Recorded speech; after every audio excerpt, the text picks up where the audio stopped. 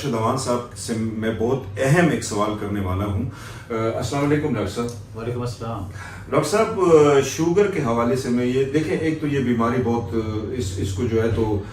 یعنی اگر کہا جائے کہ یہ ایک بہت بڑی بیماری ہے، اس میں اب جو ڈاکٹر کے حوالے سے میں پوائنٹ آف ویو سے میں دیکھ رہا ہوں، سوشل میڈیا پہ بھی دیکھا گیا ہے، ہم نے خود بھی دیکھا ہے اور یہ ایکسپیرینس ہوا ہے کہ لوگ اکثر کہتے ہیں، ڈاکٹرز ایسے ہیں جو کہ پیشنٹس کو کہتے ہیں کہ جی آپ آئیں، آپ کسی قسم کا جو ہے تو پرہیز نہ کریں اور آپ کا شوگر کنٹرول رہے گا، ہر چیز آپ کھائیں شوگر کنٹرول رہے گا۔ تو وہ تو ایک بازاری باتیں ہیں، تو میں کہتا ہوں آپ چونکہ الحمدللہ ایک ایتھینٹک سیٹ کے اوپر بیٹھے ہیں اور ریسرچ بیس پہ آپ بات کرتے ہیں اور ایتھینٹک بات کرتے ہیں، تو میں کہتا ہوں ہمارے ویورز کو اس کے حوالے سے ذرا بریف کریں سر کہ یہ کیا ہے بیسیکلی اور کیا ہونا چاہیے۔ بہت شکریہ، آپ نے بڑا اچھا کوشچن کیا۔ ایسا ہے کہ بہت سارے ایسے ڈاکٹر حضرات میں نے خود بھی دیکھے ہیں، سنے بھی ہیں، جو کہتے ہیں کہ ہمارے پاس آئیں، علاج کریں اور ہر چیز کھائیں۔ تو بدنصیبی یہ ہے کہ وہاں پر مریض زیادہ جاتے ہیں پھر، اور وہ کہتے ہیں کہ ہم سب کچھ کھائیں گے تو ہماری شوگر بھی ٹھیک ہو جائے گی اور ہم سب کچھ کھائیں گے بھی، تو یہ تو بڑے مزے کی بات ہے۔ لیکن بدنصیبی سے نہ لوگوں کے اندر شعور ہے، اور وہ بدبخت ڈاکٹر جو ہیں لوگوں کی جانوں کو جو ہے ضائع کر رہے ہوتے ہیں۔ شوگر کی جو کمپلیکیشن ہوتی ہیں وہ انتہائی سخت ہوتی ہیں، جیسے کہ میرے پاس کلینک میں ڈیلی کی بنیاد کے اوپر شوگر کی کمپلیکیشن کی وجہ سے کڈنی فیلیئرز آتے ہیں۔ میرے پاس میرے کلینک میں ڈیلی کی بنیاد کے اوپر آنکھوں کے مسائل سے مریض آتے ہیں، جسے ریٹینوپیتھی کہتے ہیں۔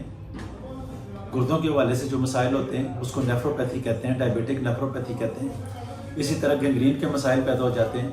اسی طرح دل کے مسائل پیدا ہو جاتے ہیں، اور شوگر کے مریض جو ہیں بے شمار مرضوں میں مبتلا ہو کر اپنی زندگی بیماریوں کے ساتھ لڑتے لڑتے گزارتے ہوئے اس زندگی سے، اس دنیا سے چلے جاتے ہیں۔ تو میں یہ کہوں گا کہ شوگر کا کوئی بھی مریض ہے تو وہ سب سے پہلے اپنا لائف سٹائل بہتر کرے، ڈائٹ پلان کے اوپر پراپر جائے، ہومیوپیتھک علاج کروائے اور کم سے کم میڈیسن کا استعمال کرے، ٹینشن نہ لے، ڈپریشن نہ لے، خوش رہے، پراپر واک کرے، ایکسرسائز کرے، اور واک اس طریقے سے کرے کہ ایک سیکنڈ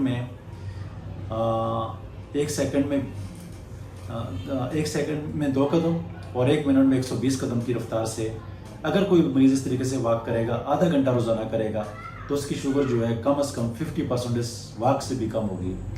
تو جو مریض ڈائٹ کرنا چاہتے ہیں، جو مریض اپنے صحت کا خیال رکھنا چاہتے ہیں، اور جو مریض کہتے ہیں کہ وہ ہمیشہ کے لیے صحت یاب رہیں اور ان کی باڈی میں مسائل پیدا نہ ہوں، میری باتوں سے اگر متفق ہیں تو وہ ہمارے سینٹر میں وزٹ کریں،